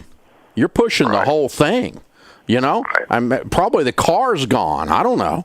Everything's gone. We're not going on vacation. Christmas is going to be a craft. It's time to shock the system here. Detox. You got to detox. And just clean out everything that's going on here and stop putting anything into the system that's not pure. I mean, I don't want to hear about fun. I don't want to hear about anything except sacrifice, because you're going to die if you don't do this. Now, again, I'm being melodramatic and crazy, but the point is that if that happened, you don't care what other people think. You don't care about Friday. You don't care about discomfort temporarily. You will live like no one else, so that later you can live and give like no one else. That's the why statement. Will I pay the price to win so I never have to pay a price again? Or am I going to pay the price of mediocrity? And that's what it is. You all got to talk about it, and you got to go, we've been doing this stuff ish. And ish, Dave ish, Financial Peace University ish, gets you ish results. And that's what you've been doing. Results ish. And I'm not fussing at you. You're just asking me how to do it. And, when I was a kid, no one jogged. No one was running in the neighborhood I grew up in unless somebody was chasing them. Okay? Nobody went for a run. There weren't running shoes. I remember when Converse came out with the basketball shoes that were actually cool and would stop quickly on the gym floor. It was the first ones I'd ever seen. Now everybody wears those throwback Converse, and that's what they look like. Those you millennials wear, you hipsters wear the ones that I used to have when I was a kid. But running shoes, running shorts, sweats that matched. We had the gray sweatpants that looked like a balloon that you saw in the first version of Rocky, okay? That was it. And one day, a guy went running up our street. A grown man was running on our street in those gray sweatpants and funky-looking little tennis shoes. And the kids, we were all just amazed. We're like, a grown man just ran up the street. We went and told our parents. The next day, everybody gathered on the front porch to watch this grown man run up the street. And it became the great mystery of the neighborhood that this grown man was out running. And finally, someone got up the courage to run along beside him and ask him why. And he said, well, I had a little heart attack, and the doctor said if I didn't lose 60 pounds, I was going to die. And so you know what he did? He went for a run. He had a big enough why. And he didn't care that he was the weirdo of the neighborhood, because he was. I mean, this is a bunch of rednecks standing around on our front porch watching this weird guy run up the street. We had never seen anybody do anything like this, but he didn't care what we thought. He wanted to live. He had a big enough why. He didn't care what other people thought. He didn't care about his temporary discomfort. He wanted to live. So he paid a price of ridicule by others looking on. He paid a price of discomfort to have a greater life. And that's your why. You got to have a why like that. This is the Dave Ramsey Show. Brought to you by the EveryDollar app. Start budgeting for free today. I recently started working. I'm a registered nurse. I've been a nurse now for 2 years. And I really didn't have any credit card debt. And then as soon as I started working, I started spending. And now we're about $55,000 in credit card debt. And I don't know how to get out of it. Both my husband and I make a decent amount of money, and we just need to figure out the right way to go about it. Do you still have the credit card? Yes, I still have them. I lock them all, and I'm trying to pay them all off, every month, but it just doesn't seem to be going very far. What's your household income?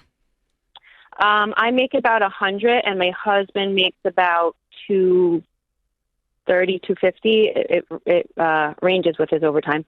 Okay, so you're making $350 household. What caused you to go, we don't have enough money? Out of $350,000, I need to go $55,000 in credit card debt. What caused that? Well, I guess every month we're down to like 50 cents of left in our account, and we're trying. We don't. Where is $30,000 going every month, even in New York City? I mean, even Congress would have a hard time spending all of this money. Yeah, I don't. We own our home. I guess mortgage, and then just paying off the credit card debt. We don't really spend any money otherwise. You just told me you dropped $55K on a credit card. So if I looked at your bank statement over the last 2 years, where would you say are the top 2 or 3 things where you're blowing money? Food. Are you eating out every night? DoorDash? What is it? Get specific. No, it's our grocery bills, and then I guess we do order out like once a week, which we stop. Well, let's start with the big things, because what's funny to me is that you literally have no idea what you spend the $30,000 on. You couldn't even pull it. It was like, I don't think we're not making $30,000 a month. It usually comes to closer to 20. Yeah, closer to 20. Or Okay. sometimes, I said, depends on overtime. So Okay. sometimes it's less, sometimes it's 10, sometimes it's 20. It all depends on how much overtime. But what are your actual hard expenses? Hard that, expenses. Start with your mortgage. What's that? Our mortgage is $3,012. Okay. That's not the problem. We pay like all our household bills and everything like that are about $7,000, and then our credit cards are, our credit card payments each month minimum are about $2,000. Okay. We still have 9,000 to go. And then my husband has to take a lot of money to get to work. Usually it's about $1,000 or so to get to work. What does that mean to get to? Is he flying on a private jet? Hey, George here in the control booth, and I bet you're wondering what they're going to say next.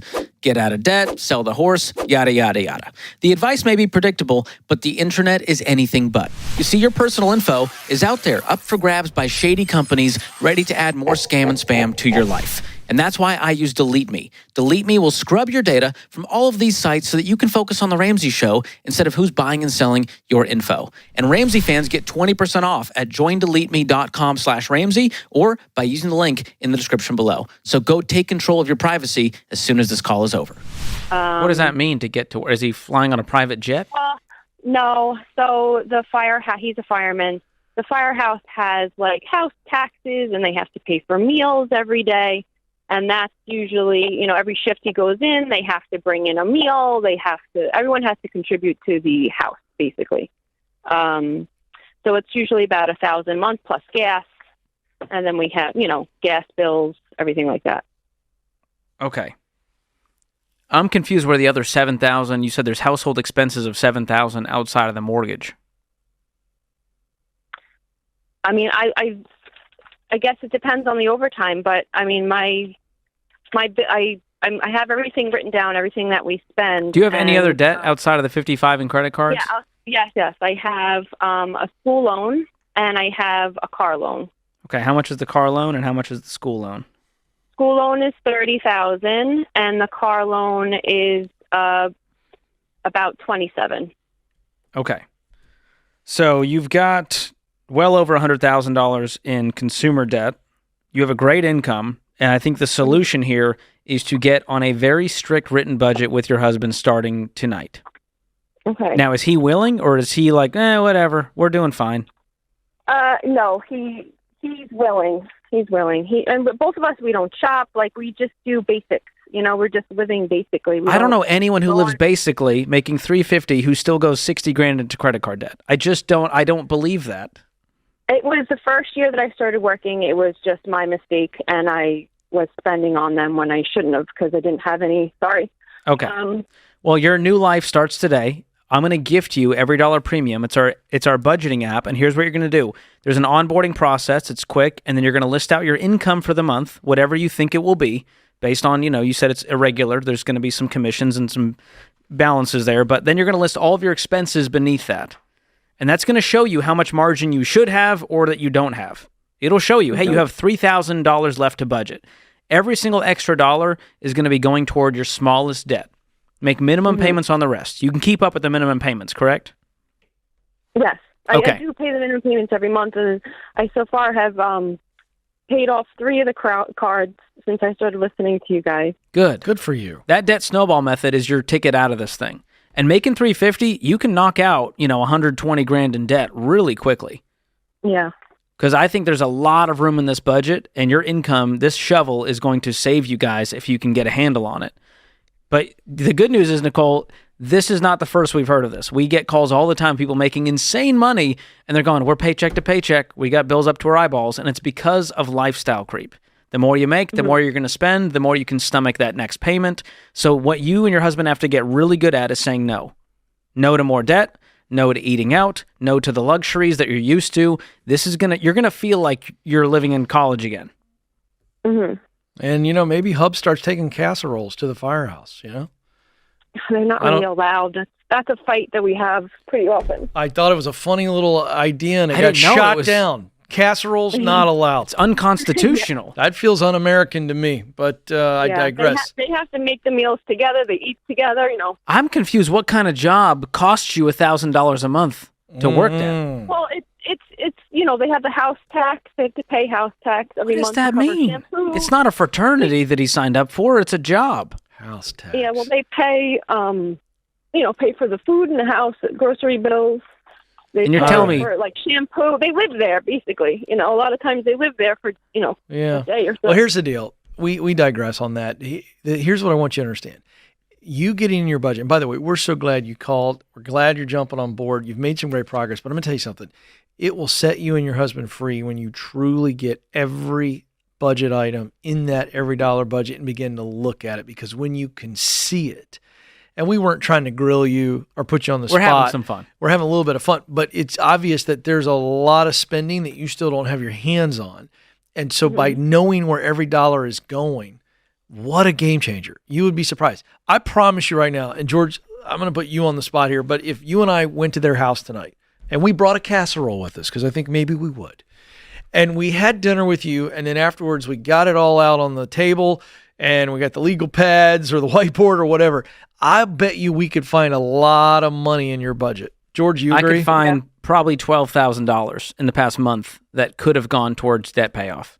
That's my best guess. Now, that's not to scold you, Nicole. That's to encourage and you. once again, his pay is variable, as is mine Sure. because of overtime. Yeah, but on a bad So month, you're still sometimes making 10 or paycheck 12 grand. Yeah, so sometimes a paycheck for him might be $3,000, sometimes it's $7,000, sometimes mine's $1,700, sometimes mine's $3,500. And that's even more reason Yeah. for you guys to get really serious and That's go, right. we have to live like we don't know what's going to happen tomorrow. That's and that right. means not borrowing money, having money in the bank. Do you guys have anything in savings right now? Yeah, we have retirement funds and everything like liquid that. cash. Do you have From like the a city. savings account? No. Okay. No. I We think just you go, guys are going pay our mortgage and you everything. guys are about to experience something called financial peace, where you're not stressed about money. I'm going to gift you that on top of every dollar premium. There's 9 lessons in there. Watch every single lesson with your husband. Have a hard conversation. Do that budget. Have a weekly budget meeting. Make a new budget before every month begins, and you're going to feel so much more in control. Yes. Because you guys work too hard. You're too successful to be living this paycheck-to-paycheck life. And Nicole, when you have one of those big months, you get ahead. And then pretty soon you're out of debt, and now you're really making progress. Create your free every dollar budget today, the simplest way to budget for your life.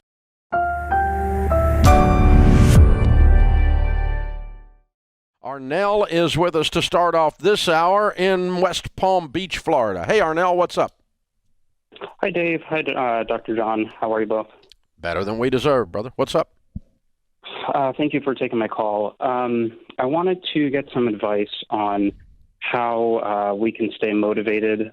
We have followed the baby steps for a couple of years now. We had completed baby step 2, baby step 3, and we basically fell off the bandwagon over a period of time, and now we're back in baby step 2 from a series of choices that we made. And so I just wanted to, see how we could stay motivated to stick with it so that we don't end up paying off the debt just to fall right back into it again. Why were you getting out of debt the first time? Mainly, Why did it sound like a good idea to you? Yeah. Mainly the financial freedom, knowing that our money is for us to use for things for the future instead of paying for things in the past. Why are you getting out of debt this time? It's sort of the same thing, but also just kind of practically just to free up some extra money in our monthly budget. Yeah, you're not going to make it. Nope. Not going to make it. You're going to fall off again. But I can help you. It's not all bad news. Your issue is your why. Mm-hmm. Why you're doing it isn't big enough. Why you're doing it right now is, it'd be okay, and we might be better off, and we might get us some more stuff if we had more money. Instead of like, I want to change my family tree. I want to look in the eyes of my grandchildren someday and tell them I was old man Vanderbilt. I was old man Rockefeller that started this dadgum thing. No one's going to take over this branch of the family tree and take their house ever freaking again. See the difference? Right. Yes. Your why is kind of casual. Right. instead of visceral. So you guys need to, there has to be a nobility to this. I want to change my family tree. I want to be outrageously generous. It has to be other-centered rather than self-centered, or you won't stick with it. The people that quit drinking that are alcoholics never do it for themselves. They always do it for someone else or something bigger. Right. Same thing. You guys have to come up with a new identity. Mm-hmm. As our friend James Clear said, like, you've got to say, not, I'm gonna do this thing. We are a family that doesn't borrow money. Doesn't borrow money. And the reason we don't borrow money is we don't like being broke. And the reason we don't like being broke is we can't be generous. And we're not. And I don't want to retire and my kids have to take care of me because we know social insecurity is not going to do it. There you go. I want to be able to, when gas prices go to $5 a gallon, I want to be annoyed, not crippled. I want to be like, oh man, I don't want to wonder, oh no, how are we going to pay our bills? I want to be able to sleep. I want to be able to breathe. I want to be able to laugh. You got to have a much bigger understanding of why you're doing this. Yeah. And if you get a bigger why, you have a better chance of sticking it out. Here's where I've seen this happen. It's mildly inconvenient. You will keep smoking. Oh, yeah. If it's just annoying or you just stink a little bit. My wife doesn't like my breath. That's not enough. She's not kissing anyway. Here's the thing. Y'all go out and paint a picture of what this could look like and work backwards. Yeah, a big, beautiful picture in great detail, high-definition picture, not vague, pastels. I'm talking about. Where is the house? I want to see the beads of sweat on the forehead when we're at the beach. Where are the kids going to school? How much money are you giving away on a Wednesday night just to be super generous? Like, what does it look like? How would it feel to walk over and buy a single mom a car for $2,000 and not notice?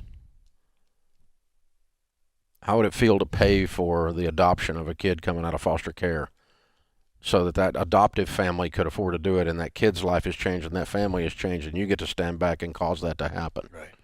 Outrageous generosity. You got to have stuff like that in your head, man, because it's just like, it'd be good not to have payments. It just won't do it, man. It's a true statement. It would be good not to have payments, but you need as Simon Sinek says, start with why. Salesmen know that trick. Like, I probably shouldn't buy it. They know that trick.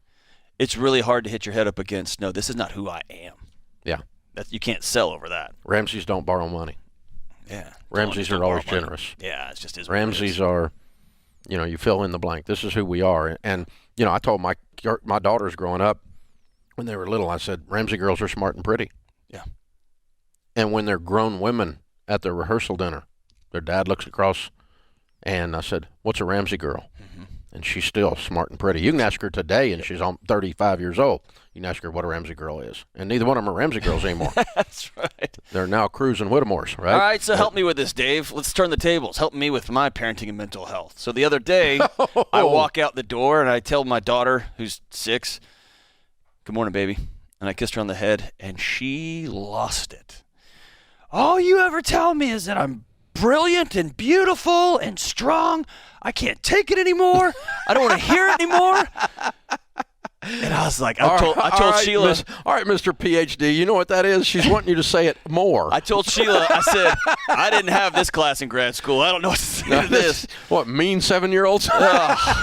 She said the other day, she goes, you don't have to keep saying it, Dad. Yes, I know. you do. And I said, I must say it every day day. of your I want life. I want you to just be so sick of me.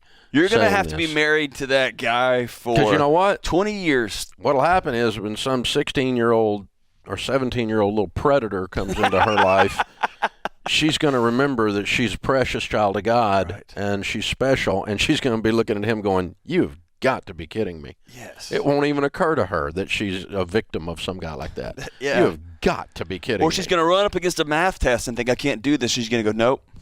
I'm smart. And I'm pretty. I'm brilliant. I can do this. I'm pretty. Somebody's going to say, you have a weird face. And she can say, no, I'm beautiful. I know I am. Yeah. You apparently have eye trouble because my dad said that I was smart and pretty. And his mustache is bigger than your gross, stringy 16-year-old mustache. Gross. No such thing. There is. No such thing as a 15-year-old mustache. Brought to you by YRefi. Refinance your defaulted private student loans today at yrefi.com/Ramsey. Do you all personally own any physical precious metals, gems, have visas or even ammunition for the purpose of protecting against societal collapse? Great question. I got just a guy here to answer that. The only guy I know who's actually mentioned the word societal collapse, Dr. John Deloney. Tell me what's going on in your heart, man. Well, thank you very much for taking the call again. And, I have 2 young girls. I'm an aspiring grandfather. I'm pretty young. I'm looking at the national debt and how we're really getting into significant debts. And I could imagine in several decades it being unmanageable and perhaps collapsing the dollar. And I don't think Trump or Musk can fix it. And even if they could, I don't think that could be sustained long enough to where, you wouldn't cause huge civil unrest. So, as a guy who's a fellow worrier and a guy who's a fellow looking to the future to always try to read the tea leaves so I can start doing things now, right? I'm with you. And the national debt, it super concerns me. And somebody sent me a video of Ronald Reagan doing a speech before he was president, and he was talking about the national debt. And so was the next president, and so it's been something that's been in the air and in the water for a long time. It's a problem. It's got to get solved. I also saw a thing today that Waymo has like 2,000 automated cars that are about to start doing like Uber type driving in your area in Phoenix, right? Why do I bring that up? Dude, who knows what 10, 20, 30 years are going to look like from now? And what I do know is this, that when you gin up a story about, you have confirmed in your mind about a tragedy that's coming your way, even 20, 30, 40 years away, your body responds as though it's happening right now. And it takes you away from critical thinking in the current moment, and it takes you away from being present from those precious little girls that you want to preserve their livelihood and their way of life into the future. And so here's a couple of ways that I have dealt with this. Number one, going back to the basics. As my friend Dr. Lane Norton says, I don't step over $100 bills to pick up nickels anymore. So before I'm going to get into precious metals and bullets, I'm going to say, do I owe anybody any money? As for me and my family, are we actually free? And I'm going to work really hard to do that, right? Before I get into some like biohacks, I'm going to go to the gym and I'm going to start exercising and I'm going to start eating right. I'm going to start there, and then I'll start hacking around the edges. The second thing is the data on collapses. One of the greatest hedges, if not the greatest hedge you can have, is robust, connected relationships with your neighbors. They trust you, you trust them, and y'all solve problems together. And that doesn't get a lot of press, and you can't buy that off of Amazon. And so if you are truly, truly concerned about the US dollar going away and the world imploding, really get to know the people around you. Have them over for dinner. Become friends with them. Talk about values. Go fishing together. You don't have any water in Phoenix, so I don't know, maybe go for a walk in the desert. But that's not sexy, and that's not cool, and that's not in a John Wick movie. But that's the truth and the reality. Then, no, I don't have hidden jewels in my backyard.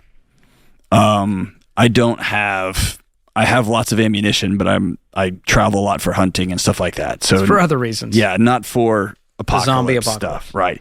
And I've had the misfortune / blessing of being in active shooter situations. I have been to situations where in the aftermath of somebody dying and by gunshot, and it's not what it looks like on TV. And so this idea that I'm good, man, I'll tell you what, it's different in real life.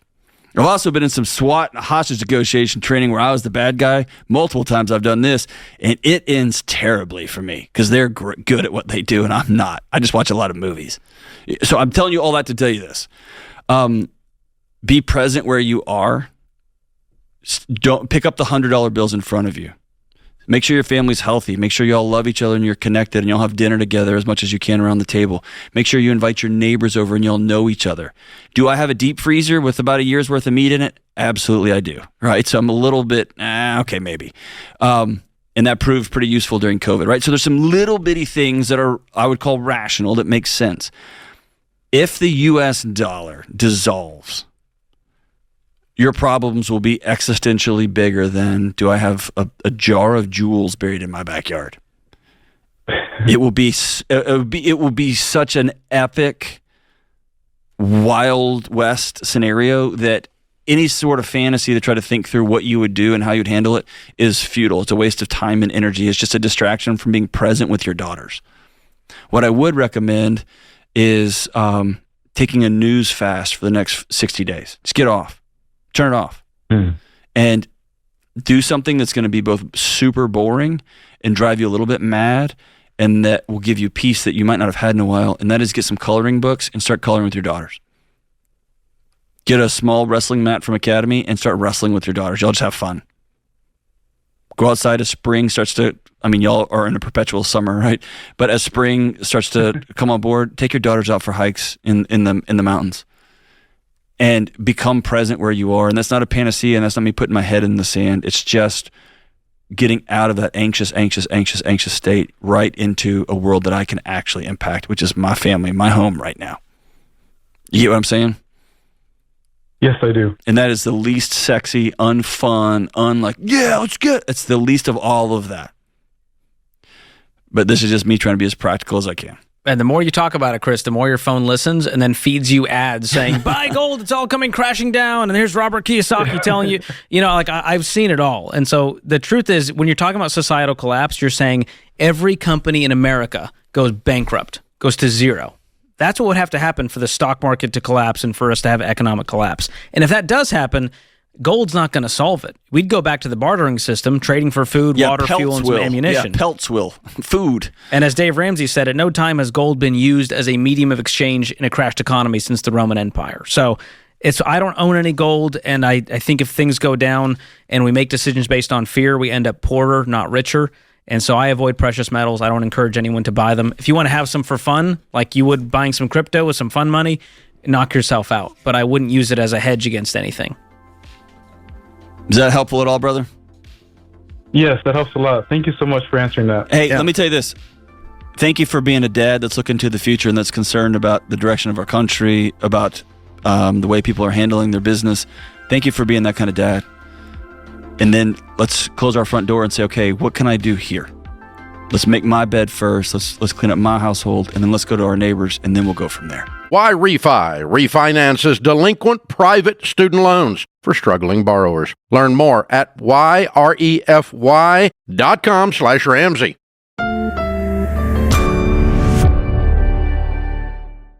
Today's question comes from Sarah in Canada. My husband and I earn about $5,000 a month, and we're $30,000 in debt. We've been looking for a new rental situation, which is challenging in the current market. Out of the blue, one of my husband's clients offered to let us live in one of her homes for $500 a month. My husband will still get paid normally when doing work for her.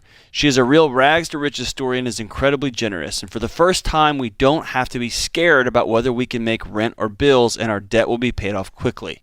My question is this. When you've always been treading water to keep your head just barely above it, how do you learn to kick back and float? How do you let yourself feel safe and breathe for the first time in years? There's a lot in this question, Dave. Here's my thoughts off the top of my head. There is a difference between letting yourself feel safe and breathing and kicking back and floating. Agreed. And if you kick back and float, you will never feel safe and you will never be able to breathe. And so I don't want you to ever, quote unquote, kick back and float. I wish there was a sexier way to say this, but you got to practice. You got to practice reminding yourself. You and your husband come up with new words that you give for each other when the other person's starting to get amped up, and you say, hey, let's take a breath.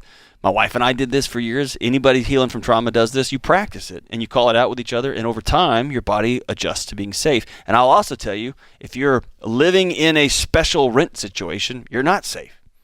You got to save up some money and get yourself your own place, because this isn't going to be this way forever. That's my thoughts. So when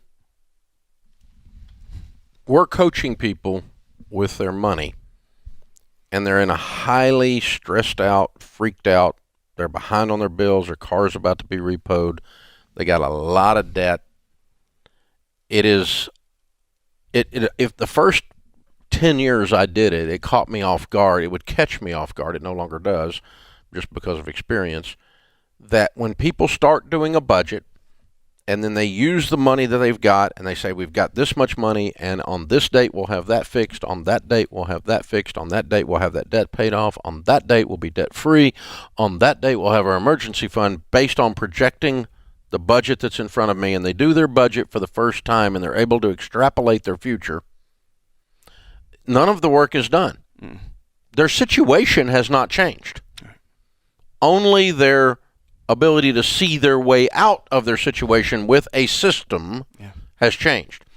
That is where you can breathe and feel safe. And their stress level goes down 90% just by laying out the freaking plan. There's some research that says people, with the moment you make your first counseling appointment, you start to feel better. Well, and people cancel their counseling appointment. Because they feel better. Yeah, they feel better. Like they have a big fight, book a marriage counseling appointment, and then they make up. And then they don't get the help they need. Then they don't get the help, and they cancel the appointment. It happens all the time. Yeah. The same thing happens when you do a budget. Even though you still have your bills are out there screwed up, everything's still up in the air. It's still a mess, but now you can see how you're going to get out. The stress level drops 90%, and that's when you can breathe and feel safe. So you need to project this temporary rent situation that you have out and say, we're going to be out of debt here, and we're going to move out of this voluntarily before the generosity of the sweet lady runs out, and you change your narrative about the way you look at her, because suddenly she actually wants to collect rent. And so and all that's different than kicking back and floating. Yeah, doing but you nothing, feel right? safe because of your plan. You breathe because of your plan, because you can. We have a thing we're doing here. We're working the baby steps. We're on a budget. We can see the progress. We can see a future that is bright. There's a vision for our life, and your stress level goes down, and you breathe and feel safe. But you're not kicking back and floating. You're busting it with great intensity. That's right. So yeah, I agree with you to separate those two statements, and I think you're wanting something you should probably never get, which is to do nothing. Don't ever want to do nothing. Strive to do nothing. Yeah. Resting is not nothing. Resting there's is no not joy neutral. in it. There's no joy in it. You got to rest, and rest isn't. That's not what we're saying. And you got to sleep. It's not what we're saying. Those are critical parts to being well. But you got to be intentional about rest. You got to be intentional about sleep. You feel safe and breathe while you're getting crap done. Absolutely. That's how you feel safe. Is having purpose and working towards something. That's a good point. Yeah. That's a good point. There's this empty nothingness thing. I mean, these chambers that they've got at these things now, where you can go float. And all that stuff. Yeah, it's that is not. I mean, it's fine to do, and I'm not mad at it. It's nothing like that. It's not a way of life. But you don't want your life to be that. No. You want your life to be, I'm climbing a mountain. And my life is, I'm going on a hike. Me and Pat Lencioni are talking about that. Our whole culture's set up for that. The goal is to do nothing. To do nothing. To get to the end of the day and sit in your recliner and kick it back so you can do nothing. No. What a lame, terrible Which is why life. people die right after they retire.